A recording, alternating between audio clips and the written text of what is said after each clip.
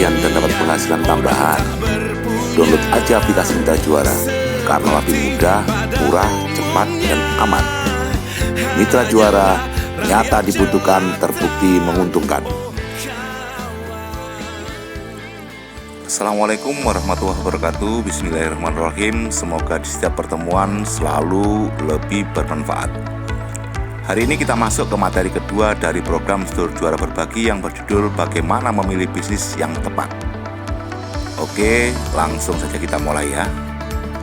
Mayoritas orang memulai bisnis tanpa keyakinan, dan hal ini kerap sekali membuat bingung para pemula. Umumnya, keraguan itu terletak pada permodalan. Memang benar bahwa bisnis memerlukan modal, tetapi modal sebenarnya dapat ditemukan di mana-mana. Di sisi lain, banyak orang yang memiliki modal cukup, tetapi tetap saja mereka bingung untuk memulai dan membuka bisnis yang menghasilkan. Seorang wirausahawan atau pebisnis sejati pada hakikatnya ditandai dengan kemampuannya melangkah dengan modal seadanya dan kemampuannya untuk menggali modal dari berbagai pihak lain. Namun, modal tersebut sebenarnya tidak hanya berupa uang, karena kreativitas bisa saja menjadi modal utama yang tidak ternilai harganya. Bagaimana memilih bisnis yang tepat? Cobalah berpikir tentang cita-cita yang ingin Anda raih. Banyak sumber informasi yang dapat Anda baca, baik dari majalah bisnis, koran bisnis, siaran televisi, dan sebagainya. Namun, apakah bisnis tersebut cocok untuk Anda? Pertanyaan inilah yang sebaiknya dihubungkan dengan cita-cita masa depan sebagai panduan dalam berbisnis. Cita-cita dan mimpi harus direalisasikan. Jika tahun ini Anda berkeyakinan untuk mendirikan sebuah bisnis, lakukan langkah-langkah awal untuk mewujudkannya. Jangan hanya menunggu kesempurnaan suatu perencanaan bisnis, karena kesempurnaan itu berjalan sesuai dengan prosesnya.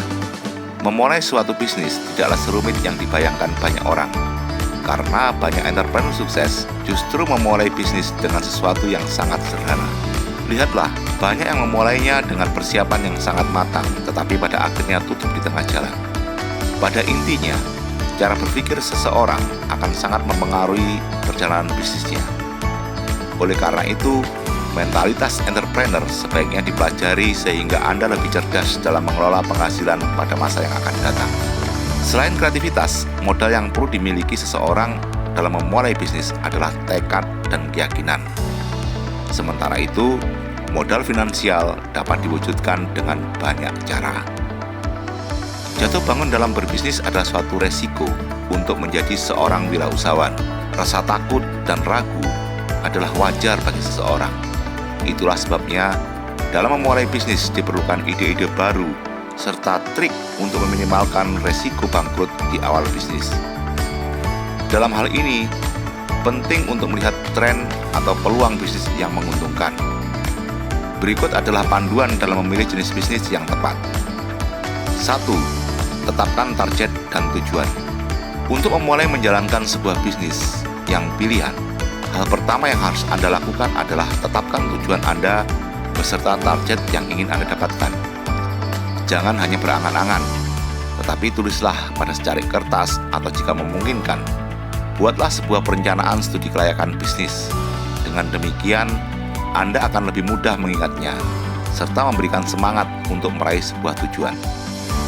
Namun, bagi Anda yang tidak mau ribet, maka saya sarankan Anda cukup memulai dengan gambar besarnya saja, yaitu melukiskannya di dalam pikiran Anda.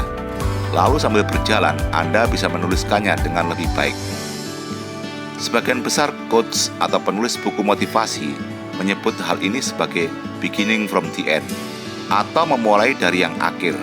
Artinya, Anda harus punya gambarannya secara nyata tentang apa dan bagaimana kondisi akhir yang ingin Anda harapkan.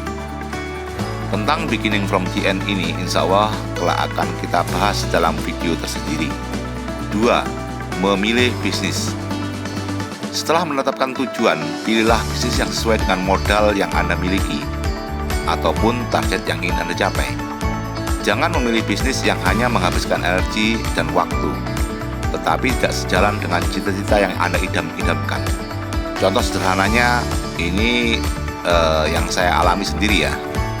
Sejak kecil, jika disuruh menuliskan cita-cita, maka saya selalu menulis ingin menjadi orang yang berguna bagi nusa, bangsa, agama, orang tua.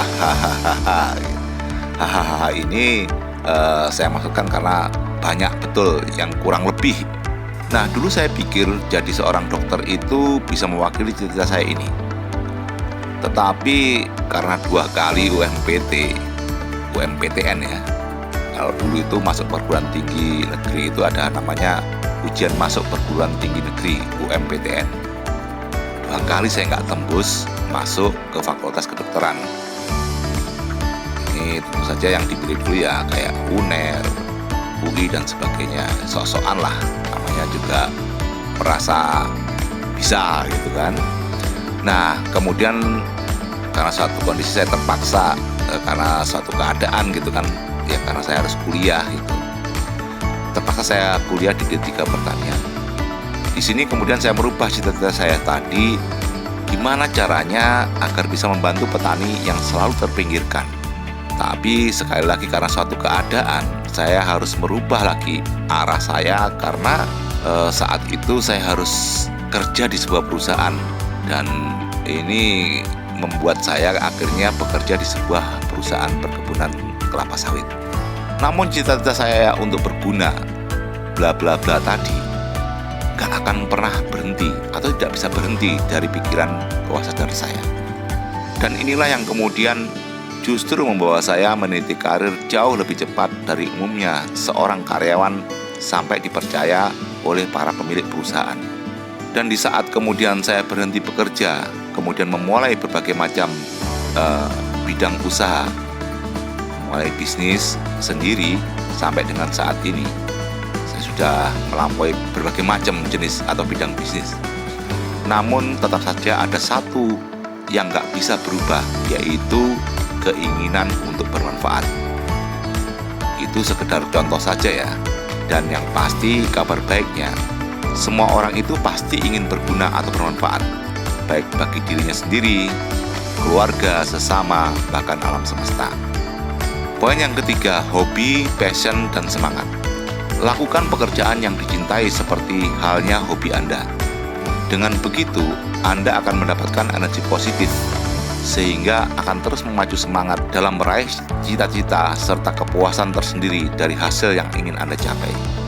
Misalnya Anda hobi main musik, menari, melukis, fotografi, main bola, bela diri, masak-memasak, buat kerajinan tangan, elektronik, kotak-atik mesin, bercocok tanam, dan sebagainya, dan sebagainya.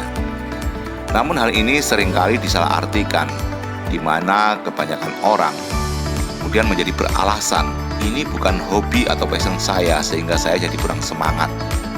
Kabar baiknya, semua itu sebetulnya bisa dirubah. Maksudnya ada cara mengubah apapun, bahkan hal yang tidak Anda sukai sekalipun, bisa menjadi hobi atau passion Anda. Ingin tahu caranya? Insya Allah hal ini akan kita sampaikan dalam kesempatan atau video yang lain saja ya. Yang keempat, do it now. Jangan menunggu hingga Anda memiliki persiapan yang sempurna. Atau jika Anda karyawan, jangan menunggu sampai masa pensiun. Mulailah untuk mempersiapkan bisnis selagi Anda masih muda atau masih bekerja. Belajarlah dari mereka yang telah berhasil meraih kesuksesan dan jadikanlah mereka mentor Anda. Jangan segan-segan untuk bergaul dengan para wirausahawan yang sukses dan teruslah mencari referensi dari berbagai sumber untuk mempercepat kesuksesan Anda. Tidak perlu menunggu persiapan Anda menjadi matang terlebih dahulu. Segera lakukan dan teruslah belajar. Karena sebuah proses dan keyakinan akan membawa Anda untuk mencapai kesuksesan. Dan kita bisa menggunakan 3 cara untuk mempercepat proses, yaitu melalui 1. Coaching, 2. Collaboration, 3. Community. Tentang ketiga hal ini akan kita pelajari bersama di pertemuan atau video yang lain juga. Dan ingatlah, usaha yang paling baik itu adalah usaha yang dibuka atau dimulai, bukan yang diangan-angankan saja. Sampai di sini dulu pertemuan kita dan segera kita masuk ke materi video selanjutnya, yaitu tentang peluang bisnis di era new normal. Sampai bertemu kembali di video selanjutnya. Billahi taufik wal hidayah. Wassalamualaikum warahmatullahi wabarakatuh. Salam indahnya berbagi. Salam juara. Jaringan usaha rakyat sejahtera.